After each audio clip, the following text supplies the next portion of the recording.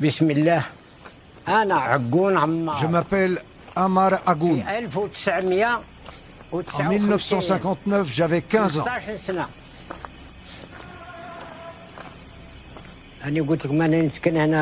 Ma maison était tout en haut. Quand les avions sont arrivés, j'ai fui le hameau. L'hélicoptère m'a tiré dessus. Je suis tombé et j'ai continué en rampant. Mon frère Abderrahman, il m'a suivi. On a rejoint des gens ici et on est entré avec eux.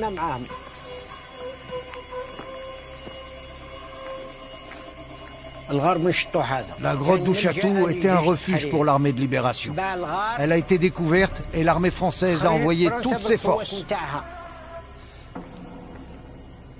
Ils ont ramené les gaz toxiques par hélicoptère. Une fumée bien noire est entrée. Très noire. On l'a respirée et on a commencé à tousser. On avait de la bave verte au coin des lèvres et on est tombés les uns après les autres.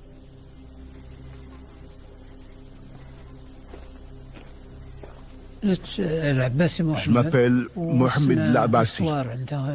J'avais 12 ans ce jour-là. Quand ils ont tiré, c'était comme si du sable nous tombait dessus. Les gens ont commencé à tousser, à crier, à pleurer. On ne comprenait plus rien. On n'entendait plus rien, on ne voyait plus rien. Mon oncle criait et mon père lui disait « Aïssa, récite la shahada ». Mon oncle a étouffé et il est mort sur place. Il a crié « Silence ». Les mots de Ammar Agoun et Mohamed Labassi résonnent jusqu'à nous pour briser un secret. Il était enfoui depuis plus de 60 ans. Durant la guerre d'Algérie, la France a utilisé des armes chimiques. Des armes interdites.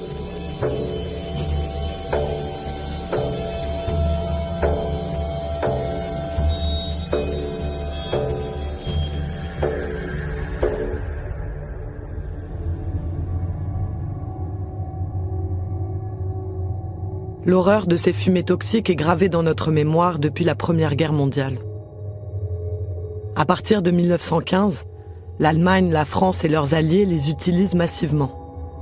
Chlore, phosgène, gaz moutarde. Plusieurs centaines de milliers de soldats en sont victimes. Les gaz brûlent, asphyxient et tuent. Ces armes invisibles deviennent le symbole de la guerre industrielle. Le pire que l'homme puisse infliger à l'homme. L'arme chimique, elle est associée au poison. Elle est associée à une mort douloureuse, à une mort horrible. Et les Romains le disaient déjà d'ailleurs. Hein. Armis bella non venenis gueri, on ne fait pas la guerre avec des armes empoisonnées. Et donc depuis le droit antique, depuis l'Antiquité, eh bien l'utilisation des poisons, et en l'occurrence des armes chimiques, eh bien est prohibée par le droit international et provoque une aversion extrêmement forte de la part des opinions publiques.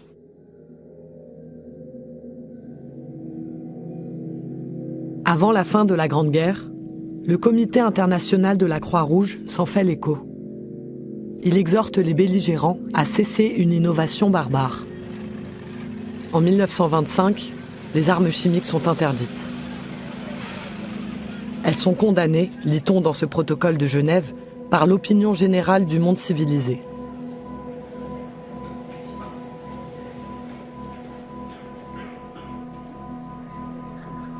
La France est la dépositaire de cet accord, la première des 135 nations à le signer.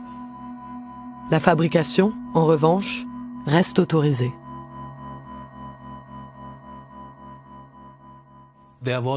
Comme il y avait un risque que d'autres pays acquièrent des armes chimiques, certains ont exigé le droit à la riposte. Donc en pratique, ils se sont tous préparés à la possibilité d'une guerre avec des armes chimiques. Les États-Unis, la Grande-Bretagne et l'Union soviétique, avec le soutien de l'Allemagne, avaient de vastes programmes. La France aussi avait un programme, comme la plupart des pays européens. Plus ils étaient grands, plus ils avaient de moyens.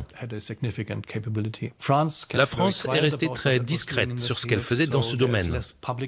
Il y a moins d'informations publiques disponibles et c'est valable pour d'autres pays. Donc, officiellement, les armes chimiques sont interdites. Il n'existe aucune mention nulle part de leur usage par la France après les années 1920. Sur la guerre d'Algérie, c'est le silence. Aucun militaire ou homme politique n'a accepté de le commenter, sauf un, Alain Richard, ancien ministre de la Défense. Je ne vois pas, au cours du demi-siècle qui a précédé, les situations dans lesquelles la France aurait utilisé en conflit les armes chimiques. Et je pense que chaque pays a des difficultés à assumer des éléments choquants ou critiquables de son passé et que nous n'échappons pas à ça, oui. Face au malaise institutionnel, il reste les traces écrites. Ordre militaire, compte rendu opérationnel, journaux de marche. Ils sont là, conservés dans les archives publiques françaises.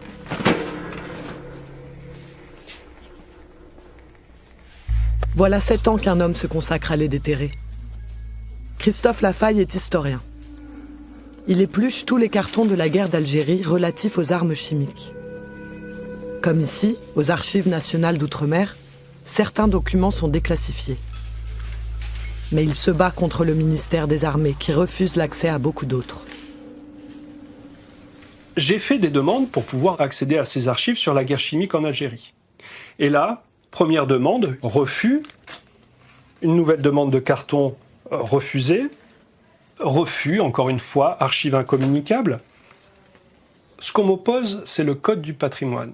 On me dit les archives qui sont contenues dans ces cartons vont vous permettre de concevoir, donc d'élaborer, de construire, de localiser ou d'utiliser des armes de destruction massive. Comme si dans des archives qui sont par exemple le journal de bord d'une unité, on allait trouver le plan d'une arme chimique, on allait trouver un manuel d'emploi qui explique comment il faut utiliser cette arme chimique, etc. Donc ce sont des objections qui sont totalement farfelues. Et ce que ça veut dire, c'est qu'on s'interdit de comprendre ce qu'était réellement la guerre d'Algérie. Heure troublée en Algérie, où en plusieurs endroits du territoire une série d'attentats ont été commis dans la nuit qui précéda la Toussaint. En 1954, les Algériens du FLN, le Front de Libération Nationale, lancent une vaste série d'attaques coordonnées. Elle marque le début de la guerre de décolonisation, après 125 ans d'occupation française. C'est une guerre de pauvres, qui utilise la guérilla comme moyen d'action. À Batna se sont déroulés les obsèques des 3 soldats du camp militaire, assassinés alors qu'ils montaient la garde. La France de la 4e République veut maintenir l'ordre. Elle l'annonce par la voix de son ministre de l'Intérieur à l'époque, François Mitterrand. Cependant, il semble bien qu'à travers toute l'Algérie, on ait voulu lever le peuple contre celui qu'on appelait l'étranger ou l'occupant, le français. Et il faut que les populations comprennent qu'elles doivent nous aider ou bien qu'elles s'exposent par la force des choses et malgré notre volonté à souffrir davantage. Il est donc de notre devoir à nous de faire peser la force du côté de l'ordre, du côté de la France, du côté de la concorde entre les citoyens.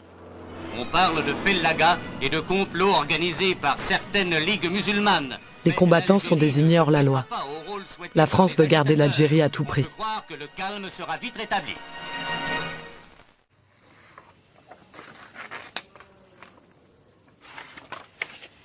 À force de demandes, Christophe Lafaille a obtenu l'ouverture d'un carton d'archives militaires, puis d'un autre, au compte-gouttes. Sans relâche, il a poursuivi sa quête dans les fonds privés, les sites de vente en ligne, les caves des anciens soldats, les greniers de leurs descendants. Ce sont des centaines de documents secrets déclassifiés, avec lesquels il recompose un puzzle édifiant. Il y a ce courrier le 21 mai 1956, 2 ans après le début de la guerre.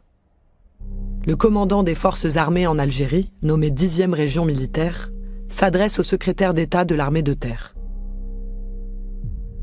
Objet, utilisation des moyens chimiques. Le colonel des armes spéciales m'a rendu visite. Il m'a annoncé qu'il avait obtenu votre accord de principe relatif à l'utilisation des moyens chimiques en Algérie. Selon l'opinion du ministre résident, j'ai l'honneur de vous rendre compte de ce que cette haute autorité vient de me faire tenir son accord à ce sujet. Le gouvernement français vient d'autoriser l'usage des armes chimiques. L'armée s'inquiète de savoir comment combattre son ennemi dans les refuges montagneux, nombreux en Algérie. 3 mois plus tard, l'état-major fait un premier bilan. Étude de la politique générale d'emploi des armes chimiques en Algérie. Infection des grottes. L'infection par grenade est possible. Les résultats des essais en cours et bientôt terminés permettront de définir le produit à utiliser. Stock ancien de chloracétophénone, chandelles sternutatoires. Ce sont des stocks hérités de la Première Guerre mondiale. Plaquettes incendiaires. La production en grande quantité ne pose pas de problème particulier. Derrière ces documents, on trouve vraiment la réflexion scientifique à base d'expérimentation, de validation de l'expérience et de mise en œuvre sur le terrain. Donc là, vraiment, on est sur une politique qui est pensée, qui est réfléchie, qui est expérimentée et qui est ensuite généralisée. 6 mois plus tard, l'état-major passe à l'action. Un ordre est envoyé de Paris. Création d'une unité armes spéciales en 10e région militaire. Cette batterie sera entretenue en personnel appelé.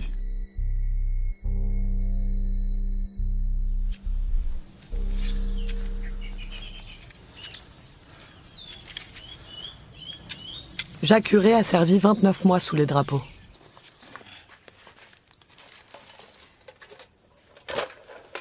Pâtissier de son état, il espérait aller aux cuisines. Il est détaché à cette fameuse batterie armes spéciales.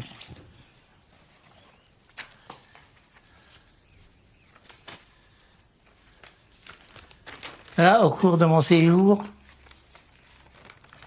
j'avais acheté une carte où j'ai marqué tous les endroits où je suis passé.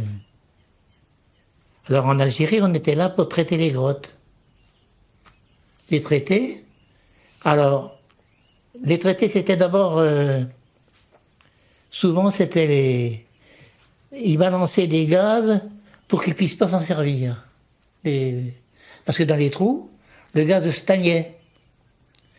Alors là, ça empêchait les rebelles de s'y réfugier. Mais on savait qu'il y avait des trucs qui étaient interdits par la Convention de Genève, mais on ne savait pas quel gaz. On nous expliquait rien. Rien. Jamais on nous a expliqué ce qu'il y avait dans les grenades à gaz.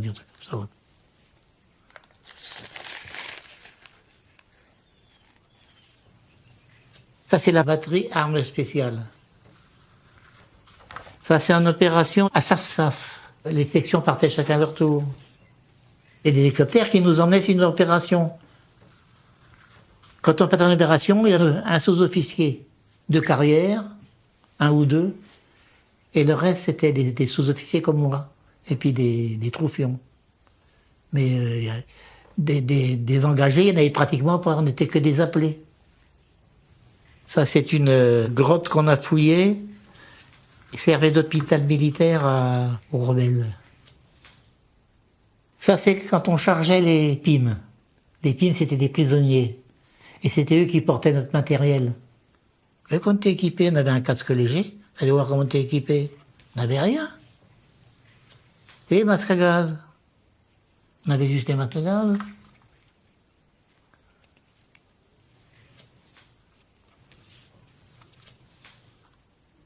Oui, il y avait des choses que j'ai honte encore même. Il nous arrivait de faire des fouilles. On balançait tout. Jacques Huré garde certains souvenirs pour lui. Il en sort d'autres, comme ce journal de marche des opérations écrit par un soldat de la batterie armes spéciales. Alors, je ne sais pas si je dois vous montrer ça. Alors c'était un carnet de liaison qui a été fait... Il y a marqué des opérations, vous voyez. Adieu salle, boyau, galerie. La paroi verticale est là à 3 mètres de l'entrée. La paroi verticale est là, à 3 mètres de l'entrée. Le seul qui a pu rentrer se replie. 13 heures. La grotte est occupée par les hors-la-loi. Un prisonnier qui servait de guide au 14e régiment de parachutistes a été capturé par les hors-la-loi. La grotte est infectée à 14 heures. À 14h40, un hors-la-loi sort de l'abri, puis 3 autres. Ils sont faits prisonniers. À 16h20, le sergent décide d'explorer la grotte. La densité des gaz ne permet pas la progression dans la grotte. Avant d'utiliser ces armes spéciales, les soldats y étaient formés. Christophe Lafaille a acheté ce manuel d'instruction à un fils de militaire. La loi y est rappelée sans ambiguïté. En vertu d'engagements internationaux, la France s'interdit l'emploi en cas de guerre de certaines armes spéciales. Les gaz de combat, les armes biologiques. Leur emploi ne pourrait donc être justifié qu'à titre de représailles dans le cas où elles auraient été employées sans équivoque par l'ennemi sur des troupes ou populations françaises ou alliées. Voilà. Donc c'est loin d'être le cas en Algérie. Les indépendantistes n'ont pas d'armes chimiques. Ils utilisent les territoires montagneux à leur avantage pour se déplacer, se cacher et attaquer. Les souterrains sont un atout tactique. En 1957, ils sont peut-être 90 000 Algériens à combattre. En face, le gouvernement donne carte blanche à l'armée. L'état-major crée des zones interdites, commence à déplacer de force la population. La torture est généralisée. Les armes chimiques sont déployées.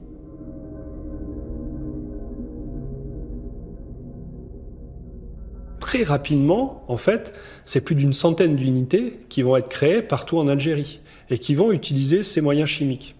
Donc on passe finalement d'un emploi qui pouvait être encore un emploi limité à vraiment un emploi généralisé. Et dans ce cadre-là, le terme de guerre chimique prend tout son sens.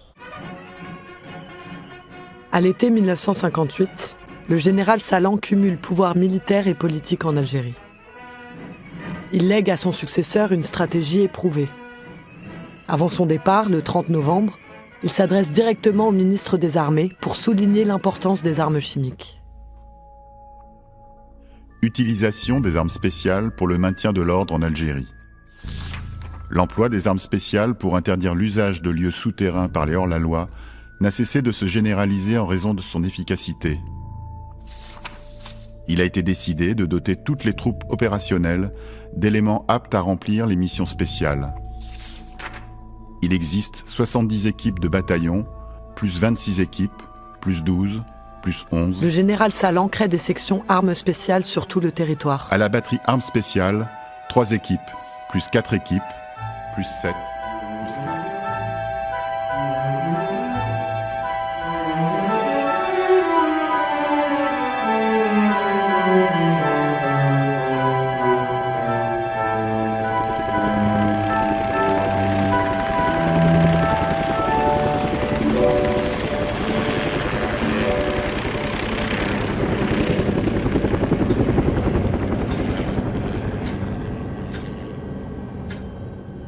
La grotte, on savait qu'il fallait la fouiller. Plus vite elle serait fouillée, plus vite on en finirait. Elle ne parlait que d'inconscience. Si vous posez des questions, vous ne rentrez pas. Alors, notre tactique, c'était ça. La fouiller, la gazer, et si possible, faire sauter l'entrée. Quand elle était occupée, c'était plus difficile, mais ils savaient qu'ils allaient mourir gazés. Ils se rendaient. Après, c'était plus notre ressort. Hein. Jean a passé 28 mois en Algérie. 10 mois en section grotte dans le massif des Aurès.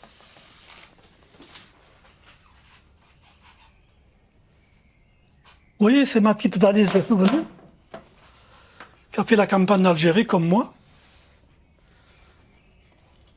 Alors, c'est le recueil des photos que j'ai pu récupérer. Toutes les photos que j'ai eu l'occasion de prendre en opération, elles m'ont été confisquées. On m'a jamais donné d'explication. Les seuls que j'ai se trouvent à cette page.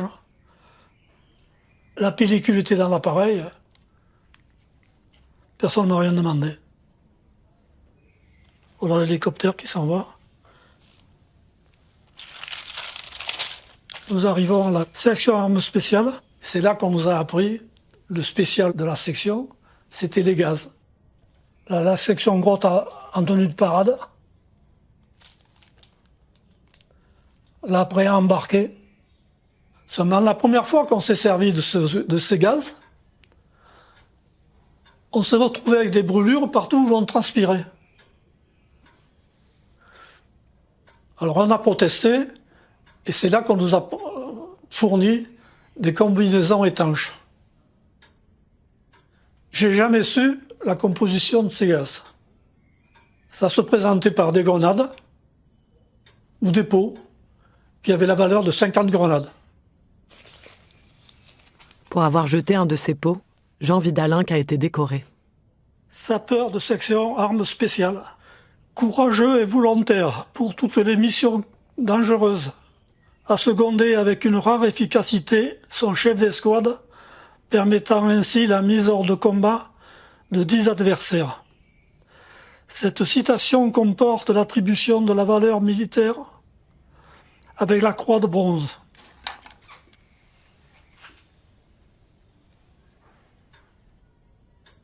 En rentrant en Algérie, nous avons été nombreux à ne plus vouloir en entendre parler. C'est fini.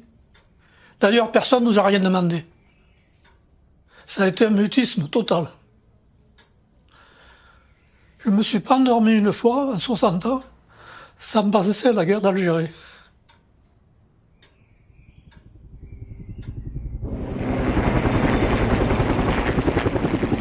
« 6 heures.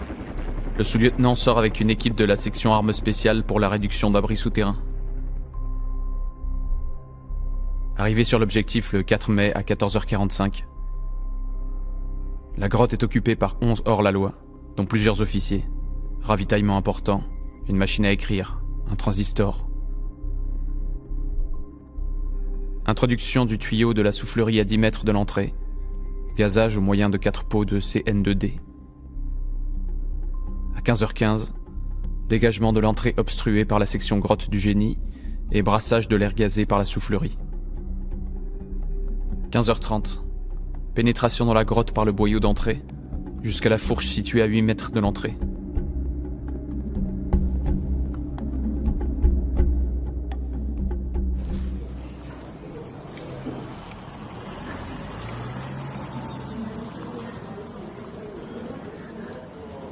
On m'appelait le rat, parce que j'allais partout.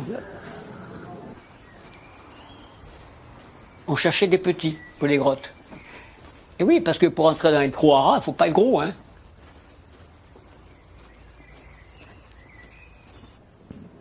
Mais j'étais volontaire après, hein.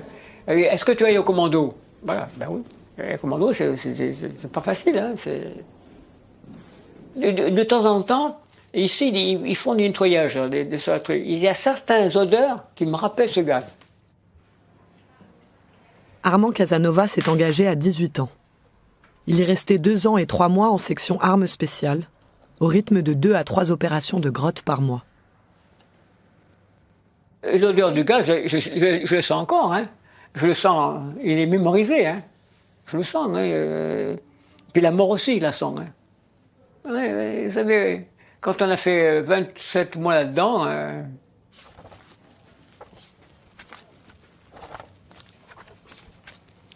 ça, c'est la section du commando, la section en son complet. La sergent Pachuki, Ghezani qui a été tué, Slonska aussi, Fischer est mort, je sais pas quoi. Voilà, il ne reste pas beaucoup. Hein. Alors, une fois, j'ai fait une grotte, c'était, je sais plus quel endroit, je suis rentré dans la grotte à 2h du matin, j'en suis sorti à 15h. 6 heures là-dedans, je ne me suis pas rendu compte. Hein. On fait celui qui n'a pas la trouille, mais on a la trouille.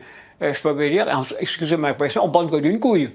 On est vraiment le cœur qui bat à 100 à l'heure. 13h45, la reconnaissance continue. Extrême difficulté de la progression due d'une part à l'étroitesse du boyau, au port du masque à gaz d'autre part, qui passe avec difficulté dans les boyaux. Obligation de sortir fréquemment en raison de la très importante concentration des gaz. 16h30.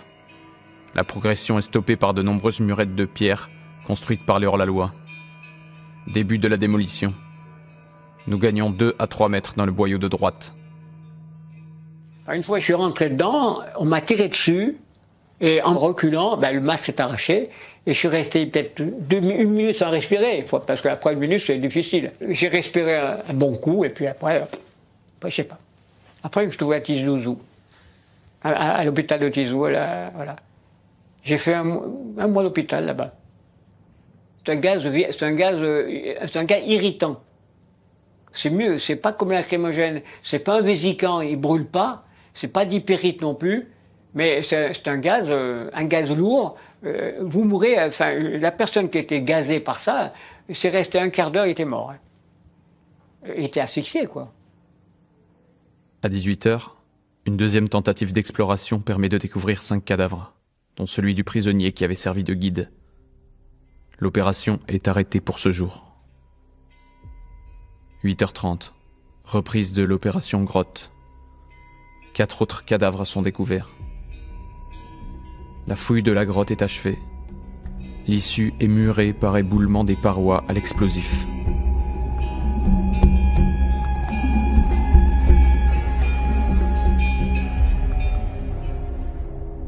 C'est des gaz qui étaient assez lourds, qui s'accrochaient aux parois.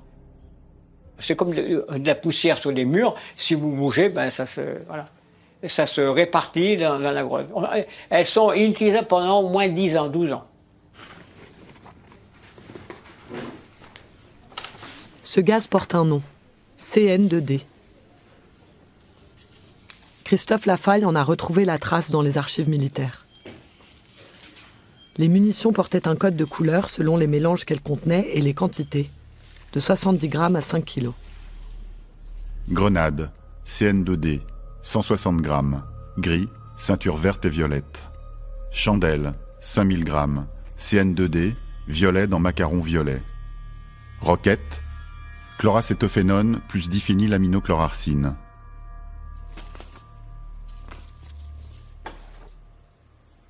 Chloracétophénone, 30 grammes de DM, 21 grammes de perchlorate d'ammonium. Les spécialistes capables de définir ces gaz sont rares. Plus encore ceux qui acceptent de nous répondre. Claude Lefebvre est retraité de l'armée française, spécialiste du nucléaire et du chimique. Une émission régulière de 22 minutes quand même. Donc vous imaginez le volume que ça... Alors, le CN2D, vous avez un mélange de dérivés arséniés, qui est la densite, et un dérivé cyanuré, qui est la chloroacétophénone. Là, ce mélange-là, on est sûr que ça marche, quoi. Quelqu'un qui se protège pas, qui n'est pas en mesure de se protéger avant l'attaque, au moment de l'attaque, on peut plus se protéger. Et il va vomir, il va pleurer, il va avoir les poumons qui le brûlent. En fait, c'est fini, quoi. Le but, toujours, ce but initial, c'est d'empêcher la cible de pouvoir se protéger. C'est ça, le but final. Alors, pour s'en protéger, il n'a qu'une solution. C'est de sortir. De quitter l'atmosphère viciée, ou s'il veut persister à rester, il en meurt.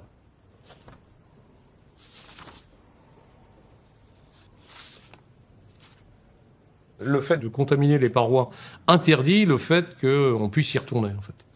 Voilà. Alors maintenant, le laps de temps, tout dépend de la densité initiale d'utilisation. C'est-à-dire, en fait, je vais vous dire, c'était la mode empirique, artisanale, on en cramait un maximum pour être sûr de l'effet.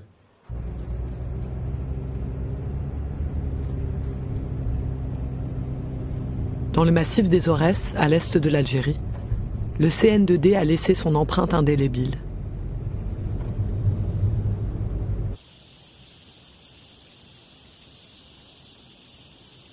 Ici, les 22 et 23 mars 1959, l'armée française a gazé plus de 150 villageois réfugiés dans la grotte de Ouchatour.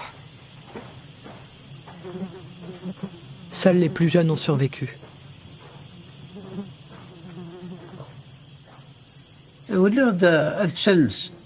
Je suis revenu le lendemain avec ma mère. On les a vus sortir les cadavres. Ils les ont mis dans les tranchées, par 6 ou 7.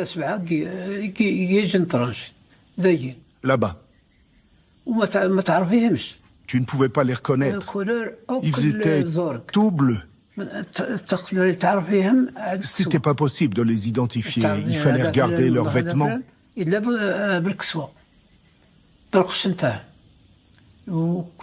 corps étaient tout ronflés. Ils étaient méconnaissables.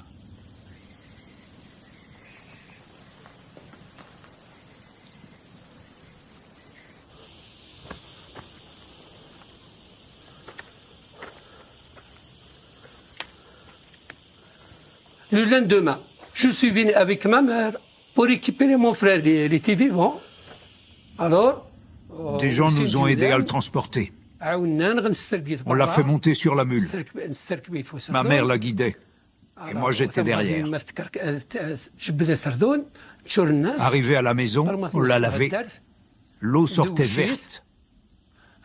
Comme si il avait pris une douche verte. Je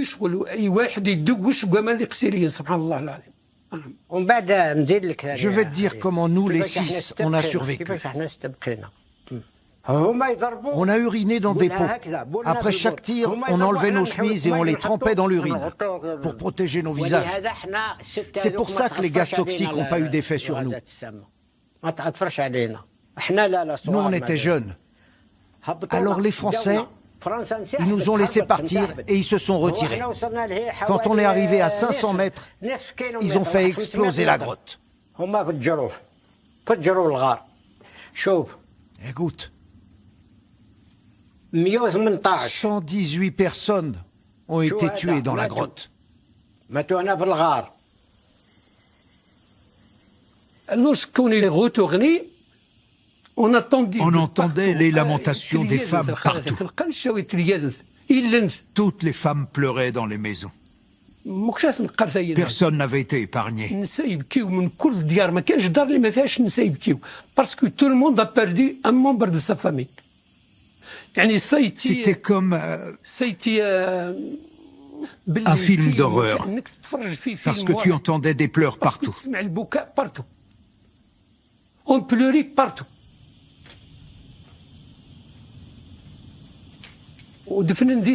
Les morts sont restés là jusqu'à l'indépendance. Les autorités sont venues. Avec les villageois, ils ont sorti les cadavres pour les enterrer dans un même cimetière.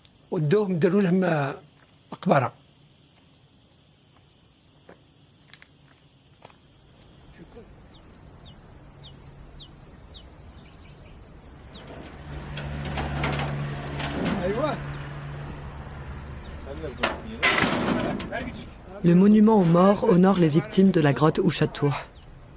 La mémoire de la Révolution, comme les Algériens nomment la guerre d'indépendance, constelle le territoire.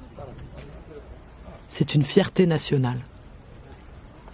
Personne pour autant n'a su l'ampleur de cette guerre chimique.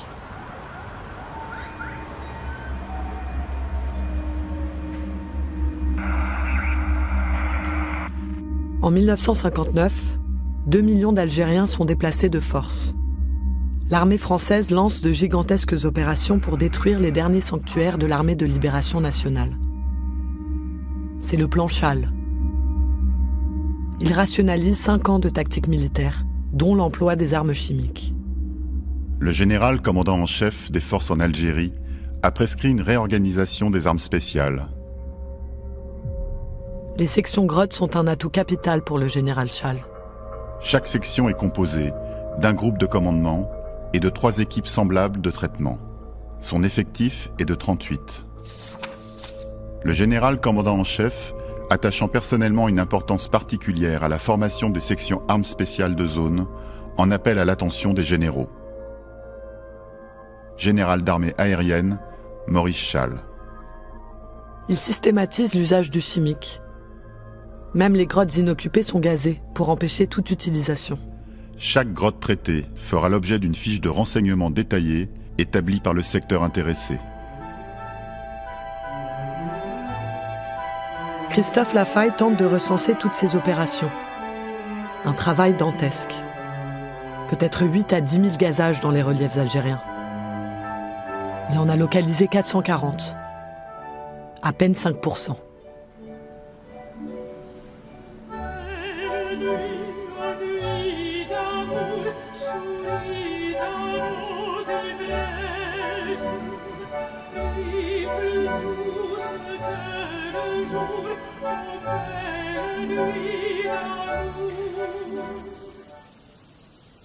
Le plan Chal est arrivé dans les montagnes de Kabylie à l'été 1959. 60 000 soldats furent dépêchés ici, dans le massif du Djurdjura. C'est l'opération Jumelle. Cette grotte, appelée la grotte du Lion, fait partie des nombreuses gazées par Armand Casanova.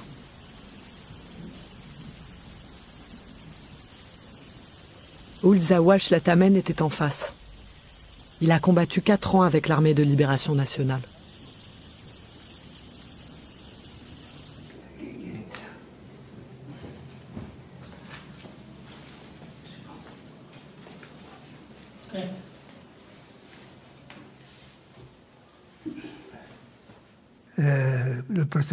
L'opération Jumelle a démarré début 59.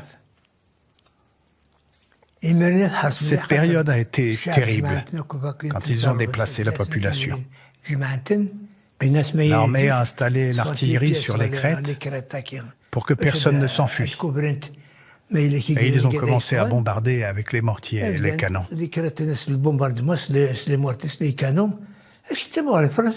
La France a utilisé tout ce qu'elle avait en sa possession. Tout. Le gaz, l'aviation, les bombardements. Nous,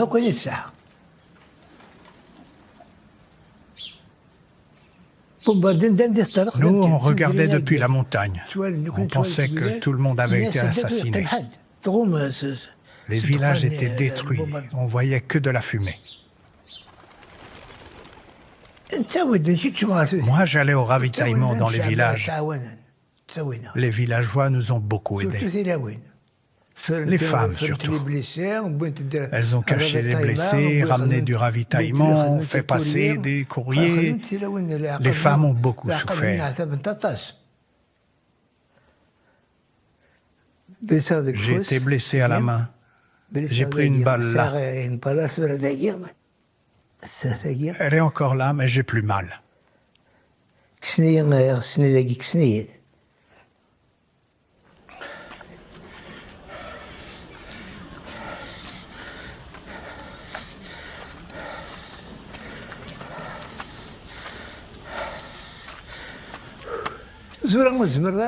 Encore aujourd'hui, on ne peut pas tout raconter.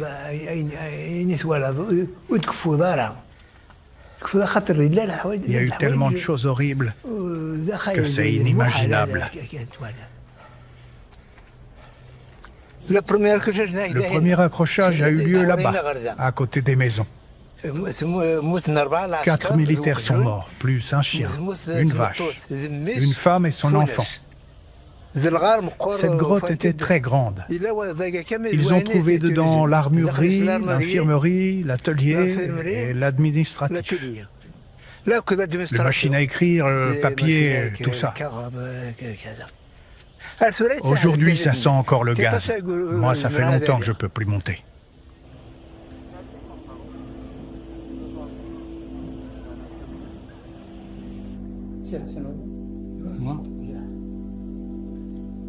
Cette mémoire de la guerre se perdrait sans les descendants qui la transmettent. Mohamed est le fils d'un ancien combattant tué au combat en 1960. Il recueille la parole de ses derniers camarades d'armes, du village d'Aït Mislayn.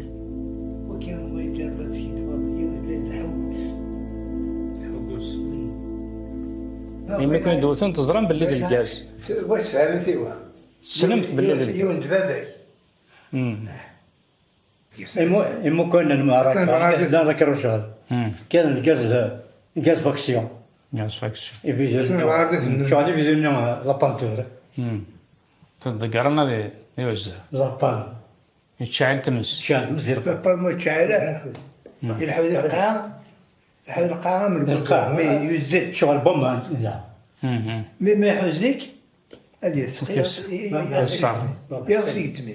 Moi, je voyais ces gaz comme... Bon, je suis un enfant, je regarde... Ça c'est de la rétrospective, c'est-à-dire on m'a raconté, on m'a parlé de ces gaz. Aujourd'hui même, il y a ceux qui nous disent que ça sent encore, tu peux larmoyer, tu peux éternuer, tu ne peux pas rentrer dans certaines grottes. Aujourd'hui même. Moi, je voyais comme une politique de terre brûlée. C'est-à-dire que la France avait perdu la guerre, politiquement parlant, et il fallait détruire le plus possible.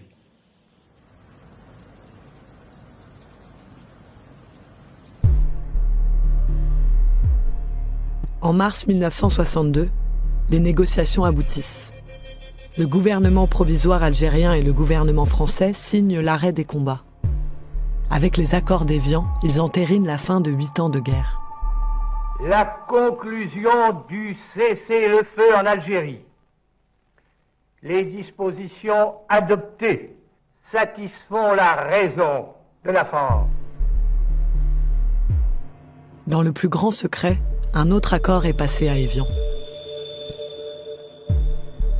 L'armée utilisait depuis les années 30 le territoire algérien pour tester toutes ses munitions spéciales, nucléaires, biologiques et chimiques. Le général de Gaulle tient à continuer. B2 Namous, la base réservée aux chimiques et aux biologiques, est conservée par la France. B2 Namous, c'est au Sahara. Et au Sahara, comme on le sait, il n'y a pas beaucoup d'habitants. Et les expérimentations de la France à B2 Namous ne gênaient pas du tout l'Algérie. Au contraire, je dirais au contraire parce que ça apportait autour de B2 Namous une certaine activité qui a disparu complètement quand nous avons fermé le centre. Si Pierre Mesper n'avait pas été ancien Premier ministre, je pense qu'il aurait été sous le coup de la violation du secret défense, puisqu'il a révélé ce que beaucoup de gens savaient à propos du programme militaire chimique français, et notamment en Algérie. Mais cette base a continué à fonctionner bien après l'indépendance algérienne.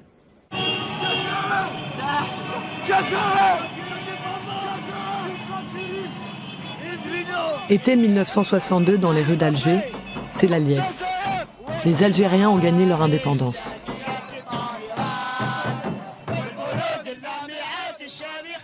L'armée française se retire. Les sections armes spéciales sont dissoutes. Les anciens combattants se murent dans le silence. Les archives sont classifiées. Il faut attendre la fin de la guerre froide pour un désarmement mondial. La plupart des États vont s'accorder ici, à Paris, en 1993, pour interdire définitivement les armes chimiques, même leur fabrication. L'initiative vient de la France, à la demande du président de la République, François Mitterrand. Mesdames et messieurs, l'essentiel a été dit. Pour adhérer à la Convention, chaque État a dû rendre un rapport complet de ses activités chimiques passées. Un historien l'a écrit. C'est lui, Olivier Lepic. J'ai été mandaté par le ministère de la Défense pour écrire l'histoire du programme chimique militaire français. Évidemment, une partie de ce travail reste classifiée puisque j'ai eu la chance d'avoir accès à la totalité des archives qui, pour beaucoup d'entre elles, restent fermées aujourd'hui à la consultation, et notamment des chercheurs.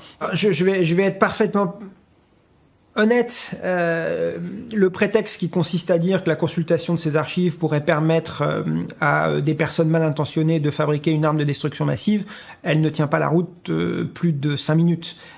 C'est un paravent derrière lequel on s'abrite pour éviter de mettre à jour un certain nombre d'autres secrets qui sont des secrets historiques et pas des secrets technologiques. La République française a enterré l'histoire des armes chimiques en Algérie. Mais 60 ans plus tard, les effets des gaz se font encore sentir. Car le CN2D, le gaz utilisé par les sections de grottes, a des conséquences irréversibles.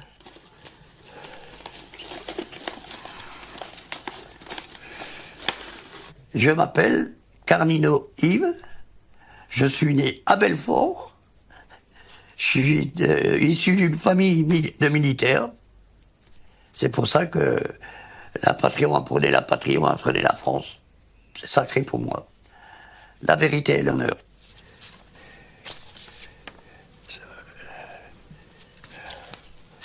Indochine. Ah ben, en Algérie, j'ai servi pendant 4 ans. Ça c'est la section grotte, hein, ça. Les gars, j'avais. Et cette grotte, on est tombé, là, il y en a un qu'on a foutu en l'air, qui a pris une balle dans la tête, d'ailleurs. J'ai employé 3 pots de gaz, 15 000 mètres cubes. Ils ont brûlé les mecs qui étaient dedans, là. Il y a des choses dures, là, hein.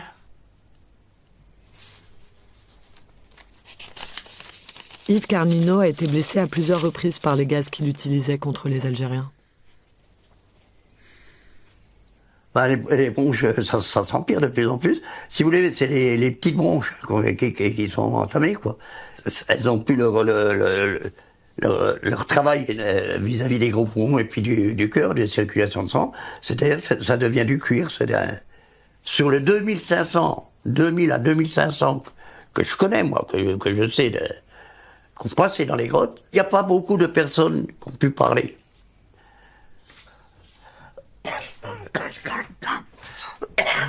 Lorsqu'il a demandé une pension d'invalidité, l'armée n'a pas cru à sa blessure par gaz.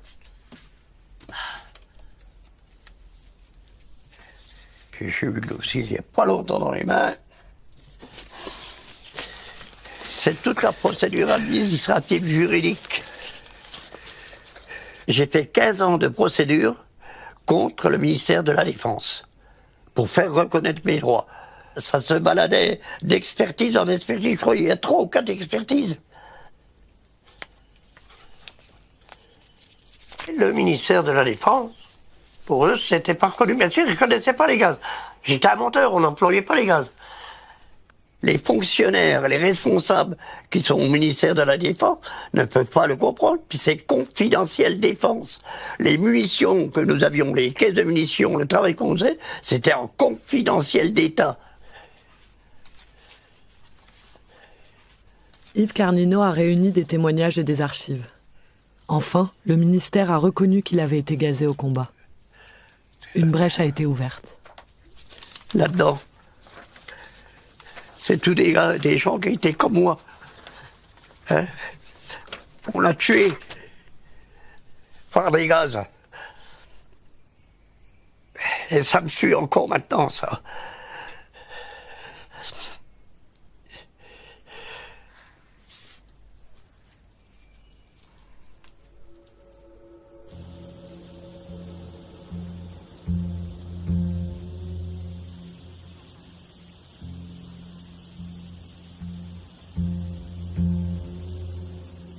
Mon père avait des munitions sur lui. Il a dit, je ne sors pas. Mais vous sortez. Il est encore là aujourd'hui. Un rocher lui est tombé dessus. On ne sait pas à quel endroit il est. On l'ignore. On ne l'a jamais retrouvé. Il n'est pas le seul à être resté sous les décombres. Dans les années 70, on en a sorti 5 de plus.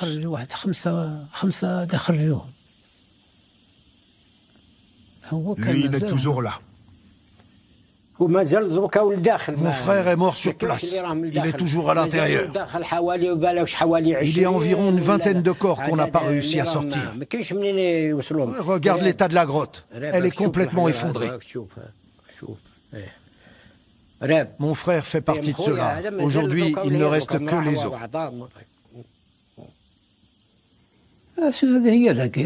C'est ça la guerre. Tu comprends? C'est normal que j'ai mal au cœur. C'était mon père, je ne l'oublierai pas.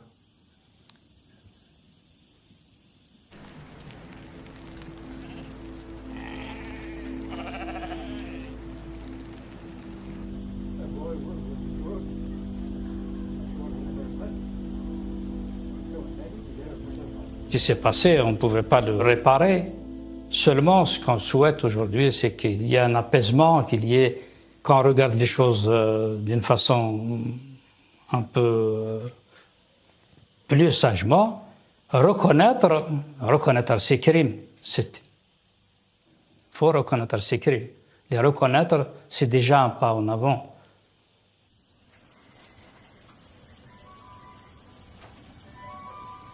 L'usage des gaz asphyxiants ne date pas de la guerre d'indépendance algérienne. Il trouve racine avant.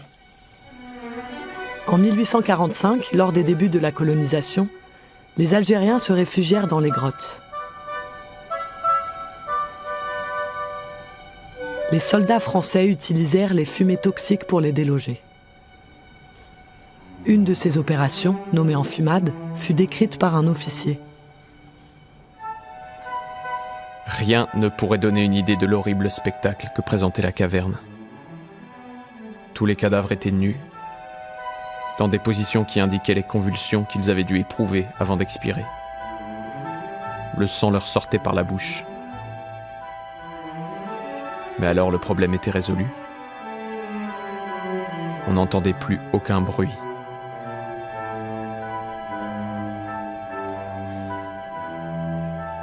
Je pense que voilà, les travaux des historiens l'ont montré. La France n'a pas fait que des choses extraordinaires.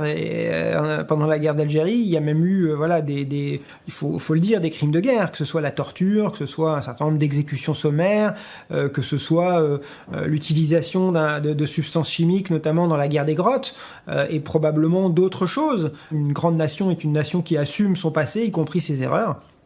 Et il faudra qu'un jour la France les assume.